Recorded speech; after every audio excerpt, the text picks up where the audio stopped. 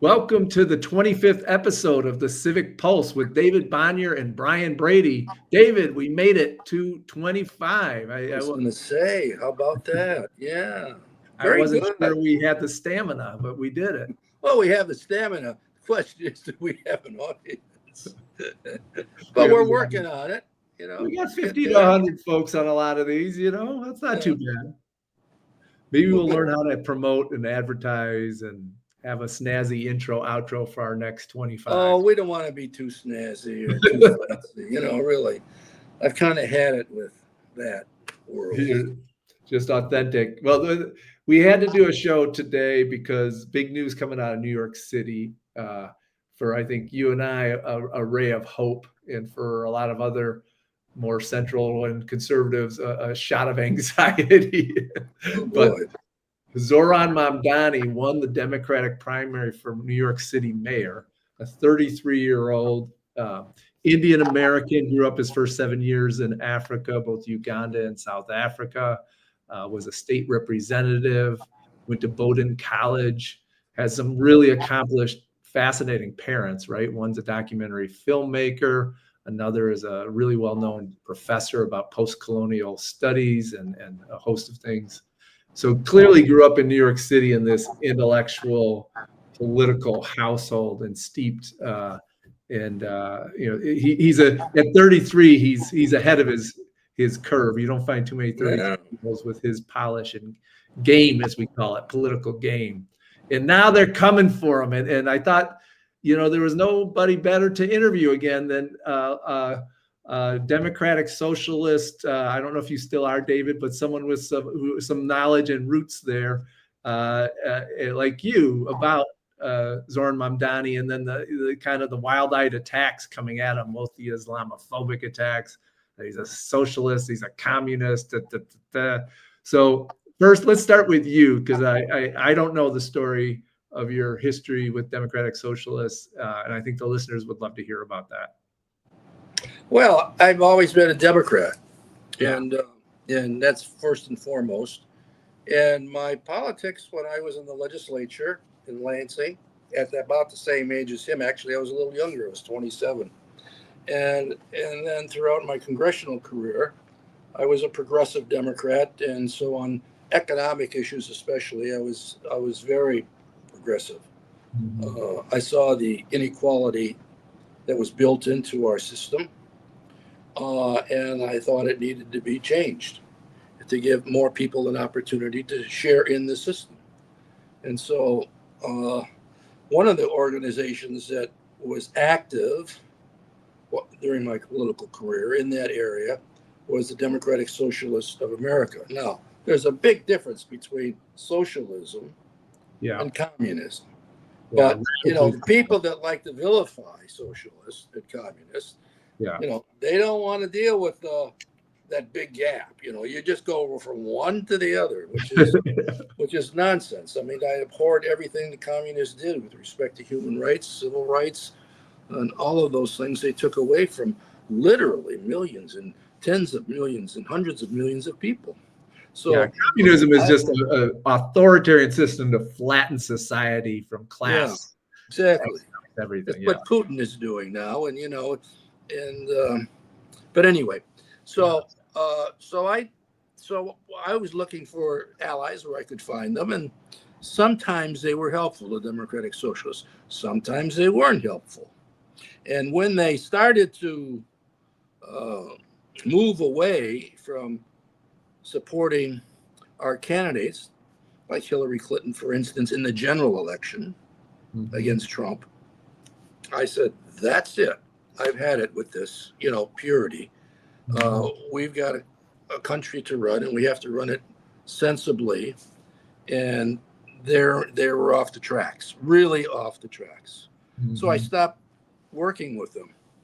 And anyway, my own personal background is,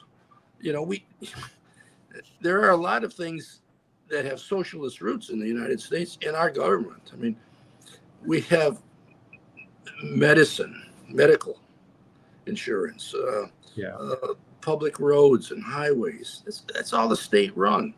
And it's considered a legitimate thing for the state to be doing. And it can be done well by a state or government or local government. And we have good examples of where it's actually been done well, or it can be done poorly. Yeah. Based upon a lot of different factors. So, and then education. I mean, that's fundamental. Guaranteeing people work. What's wrong with that, for heaven's sakes? To give people the opportunity to have some respect and dignity and to be trained for work. So those are all Social Security is Social Security, Medicare, come on. So if you looked at the economy, a large part of our economy has those, socialist roots. And sometimes it works well, sometimes it doesn't work so well. Sometimes capitalism works okay. Mm-hmm. A lot of times it doesn't. It's, it really screws everybody else. So that's my history, and that's how I. So if you go to I got to be the journalist and put you on the spot, David. If you go to Wikipedia, it says you and your wife Judy were affiliated with the Democratic Socialists. It sounds almost like something out of the 1950s McCarthy. I know. I mean, that's how they. I always got hit by that when I was in office. And so they tried to wrap me around. Actually, I have roots in that regard. My grandfather and grandmother came from Ukraine and migrated to Canada, and when they tried to get into the United States during the Red Scare in the 1920s, they were thrown in jail because of their passport. Although they hadn't been in Ukraine, or the old country, as they say, for 10 years, they put them in jail, and that's where my aunt had her first child, my cousin. Wow. But they got out, and Judy's family had the same problem. Her father was a graduate, University of Chicago, highly thought of scholar, sociologist, ended up being at University of Chicago, I think, was a office mate, was with Hubert Humphrey, the former vice president and candidate for president. And I don't know if they were at Chicago or was it at another school, but anyway, they were office mates together. I mean, he campaigned for him when he ran for mayor in Minneapolis. But anyway, the upshot of all this is he was deemed to be a progressive leftist, and then lost his job at a university, at Carleton College, which has a good reputation, is a good school. But it was the times. The people were scared, like they are to some extent today. And then they hired Paul Wellstone 60 years later. Yes, exactly. And he was a good guy, good senator, and good man, and an unfortunate death. Yes. So anyway, Mamdani. So I think it'd be interesting for you to put yourself in Mamdani's shoes right now. So right now, you've had to deal with these type of attacks. So the Wall Street Journal and the New York Post are saying the world's bald, and he's sitting there, and he has to respond. How do you respond to these attacks that are outrageous? When I hear him talk, one thing that gives me a lot of excitement is I think he says exactly what you said after the election. We got to win on economic issues. He goes, and I heard him say, we have to be a party that listens, not just lectures. And when he went out to talk to Trump voters and in New York City, which there were a lot of them, went up 11%, he said, Democrats aren't talking about the pocketbook. And so he said, we need to talk about having working families be successful here. Exactly. And I just picked up a poll today that came out yesterday, by the way. It was the democracy poll. Stan Greenberg, who used to work with me on my campaigns, as a partner in this polling. Yeah. And number one issue, inflation and the cost of living, 62%. Considers that the top issue in the country. Economy and jobs, 40%. Mm-hmm. Healthcare costs, 27%. Climate change, 23%. And then the rest of these are, with the exception of immigration, which is at 47%. The rest of them are down. Mm-hmm. And we have to be really focused in on the economy and jobs, inflation, giving people an opportunity to have a decent life and decent life for their families. And when we get off that message, I mean, there's only so much I can absorb, and most people can absorb in terms of following an election. And if you can focus your attention on those main things, the bread and butter stuff, basically, that they have to deal with every single day, and in the night when they dream about how they're going to make the bills, and how they're going to get their kids an education, and those are really the key pieces. And we lost, as you and I have been talking about, we lost all these working class families in this country. The Democratic Party, we lost 25%. Yeah. Over the last decade or so, maybe 2 decades. But it started even before that, especially on the trade policies. And we saw, especially from the industrial Midwest, and you can include New York and the state in that as well, if you like, all the jobs that were shipped overseas, and with the help of the capitalists. Well, there weren't all capitalists, but some capitalists have done really good things for this country. But the fact of the matter is, it was a big sellout, and people lost their jobs. They lost their towns. They lost their health. They lost everything. It was huge. So, what would I do I would tell Mamdani, listen, I know what he's for. I mean, he's got the 30% minimum wage, which I think is a little high. $30, right? Yeah. $30 an hour. I think it needs to continue to keep pace with inflation, and maybe even go a little higher, because it's been eroded over the last 3 decades. But then he's got this thing called city-owned grocery stores. Mm-hmm. So I think I know what he's getting at. I mean, I think basically is what he's saying is people have a right to eat and be able to buy good, fresh, healthy food. Yeah. So we have these food deserts. We have them in all of our big cities. We have them in Detroit, which is terrible. I worked on that issue for a while as well. And that's the way he ought to approach that. In areas where you don't have a place to purchase, you don't have a farmer's market, or you don't have a grocery chain store, that's something that you would consider and work at. And that's reasonable. But I don't know, maybe he's talked about that in a way that explains his views and feelings on it. But just saying you need city-owned grocery stores is free buses, transportation. He wants free buses. Mm-hmm. Well, we have in DC free transportation for our kids who go to the public schools in DC, or the private schools. If you're a student, you can get a free pass. Yeah. So it's not unusual for these things, and they're important things. Transportation is important. Healthcare is important. Food is important. These are pieces of an economy that make sense, and that has attracted voters to him.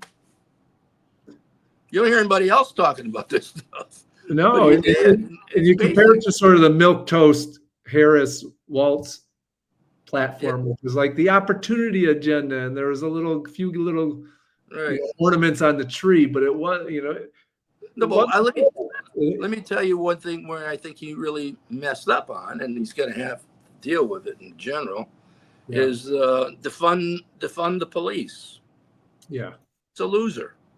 Yeah. People, listen, the police department, like most institutions in our society, whether it's the military or the political institutions in our society, we have corrupt people. Mm-hmm. And those people ought to be fettered out and punished. Mm-hmm. And easier said than done, but that has to happen. And it is happening in certain places. It has to happen in other places as well. But you just can't defund the people that do these jobs. These are tough jobs, being a police officer. Yeah. And you're putting your life on their line, and your folks and your family are worried about you from the time you leave the house in the morning until you get back in the evening or overnight. Yeah. So we need to fund them and fund them properly, and have the proper amount of them guarding our communities. Yeah, I mean, he also has to deal with his statements around Palestine, right? He's been pretty pro-Palestine and is one of the largest Jewish populations in the world, right next to Tel Aviv. Right. But he's been very eloquent about trying to defend himself against charges of anti-Semitism. He's against what he calls the genocide in Gaza, but he says he's very much against anti-Semitism, will increase funding against hate crimes 800%. Do you think that's enough for him to get equilibrium? Yeah, I think so. I think he's, the way you explained it, because I don't know what he said on all of these things, but I can imagine he's explained it in a similar way that you have, and I think that's balanced and fair. What has not been balanced and what has not been fair for many, many decades is the way the Israelis have treated the Palestinians. Yeah. The government there, I mean, you and I have talked about this before. You have to call it what it is. They're subjugated peoples. Well, Netanyahu was a war criminal. Yeah.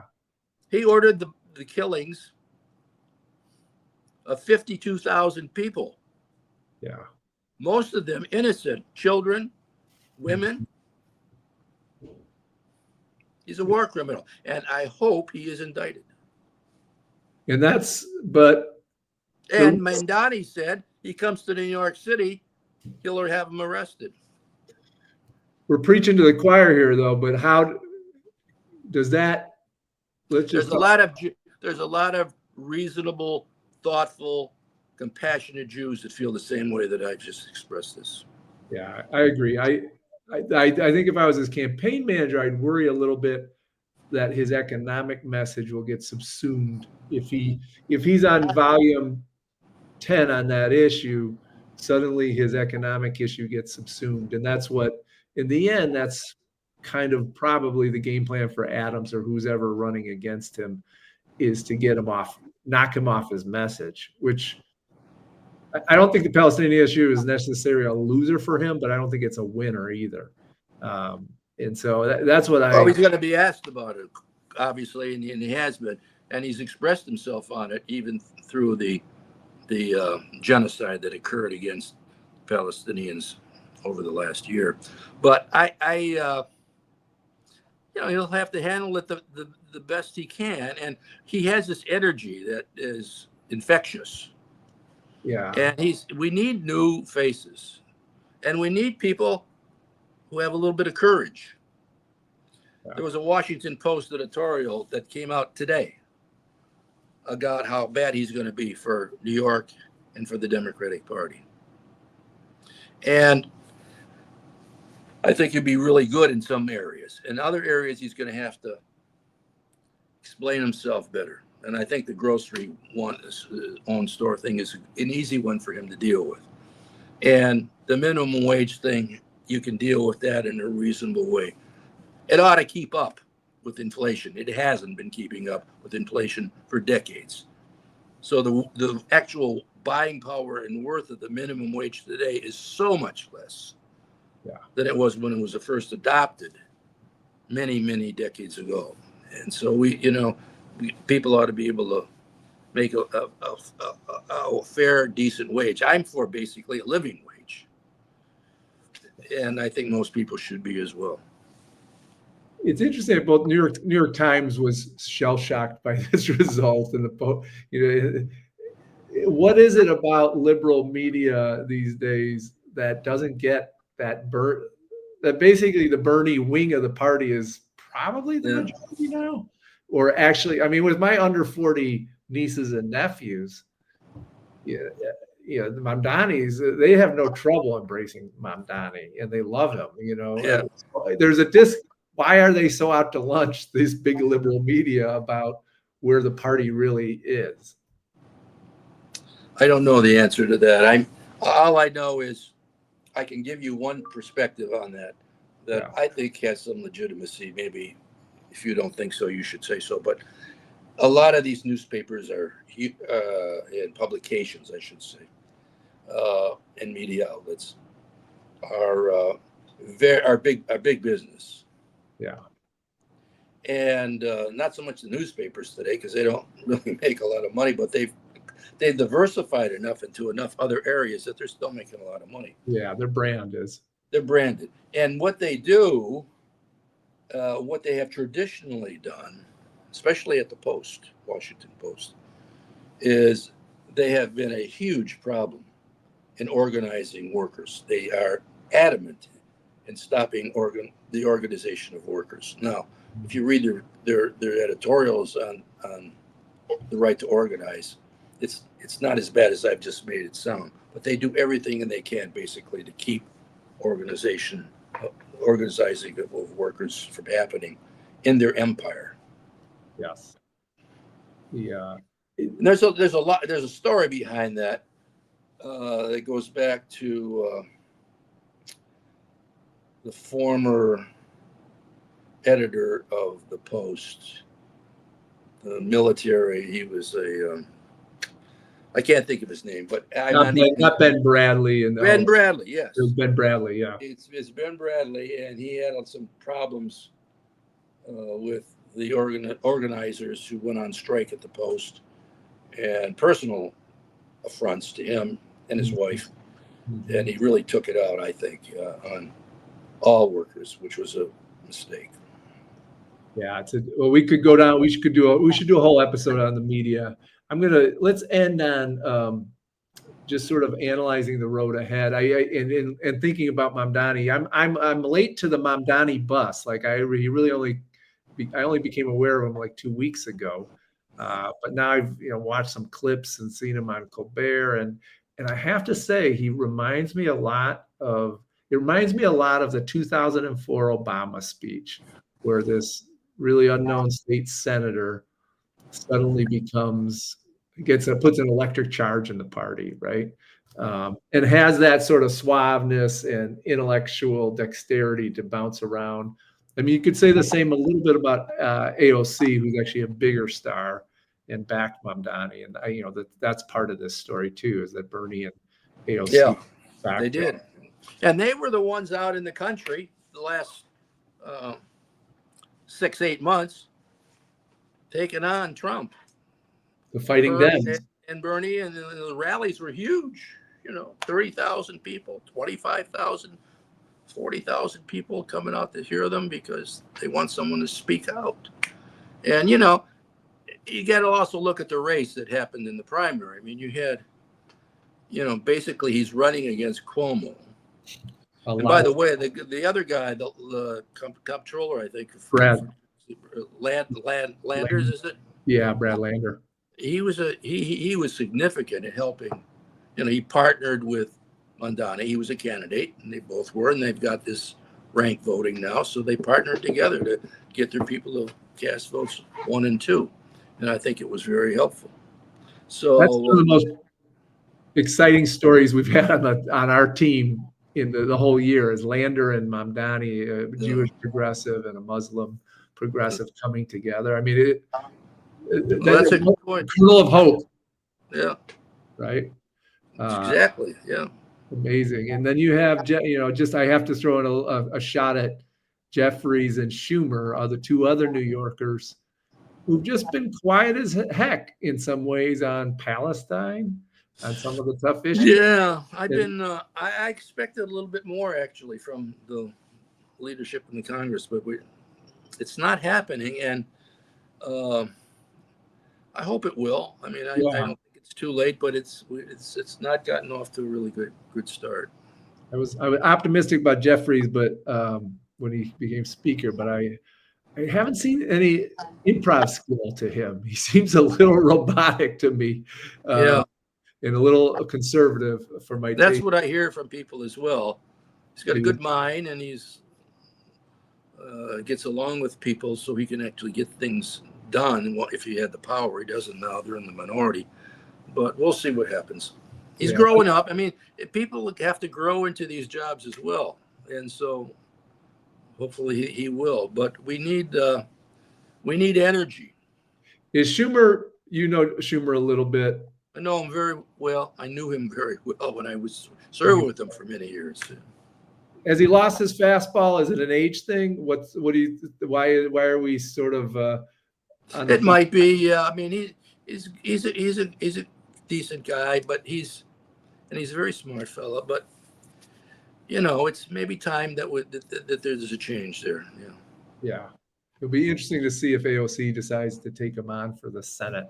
Oh, I don't know. Sure We don't need a lot of primaries. I know there's this movement to get rid of all these old guys.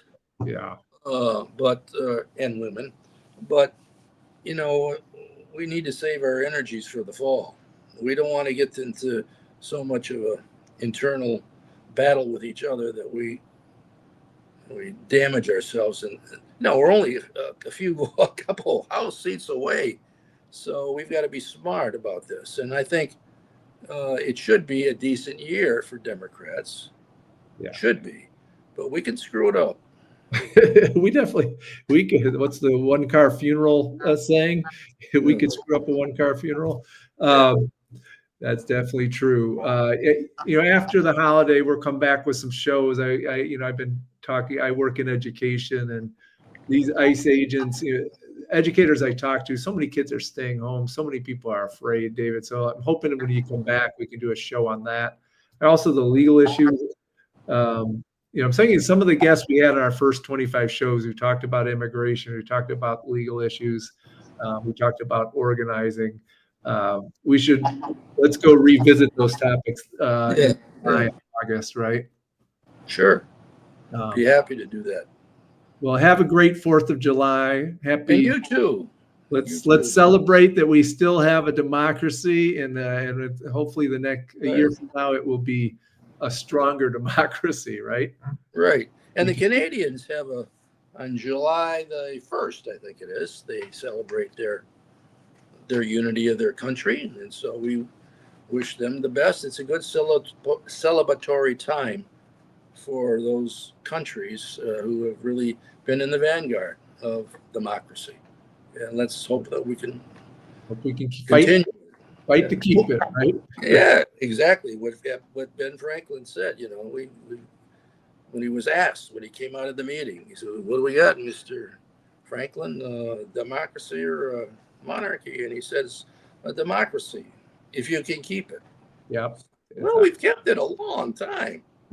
It is. What, 260, 50 years? I don't know. I lost count around here, but it's a lot to celebrate. My second favorite democracy quote is from John Dewey, who said, "Democracy must be born anew every generation, and education is the midwife."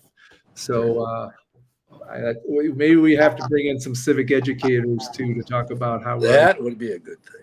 So that's what Mamdani should be talking about too. Civic education, learning why we have this form of government, right? That's right. Well, take care, David. Happy 4th. You too. Same to you, Brian. It's always good to be with you.